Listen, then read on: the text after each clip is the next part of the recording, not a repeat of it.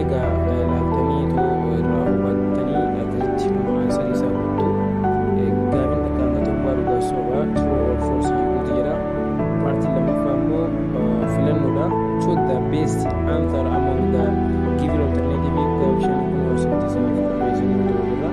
Kaanis ibsa isaatii hojii iddoo banaa jechuudhaa fi ibsa isaa fuulduratti immoo kaa'ee kan jira. Kaanis kun hoosatti aansarii schedule questions hoosatti gaafii tokkoffaa lammaffaa sadaffaa akkasuma afuraffaa fi shanaffaa ibsa isaatii hojii kaa'ee kan jira. Ilaalaatii fayyadamaa isiniin jedha warri egaa komintii irratti deebii ICT kutaa torbaffaadhaa jedhu warri jettanii ilaalaa irraa barreeffadhaatii hubannoo isaa dabalata immoo ibsa ergaa tajaajila keenya kana ilaalaatii irraa warri fayyadamaa isiniin jedha. Subscribe, like, share gochuus hin dagatinaa gaa hordoftoonni keenya gaa hedduu galata.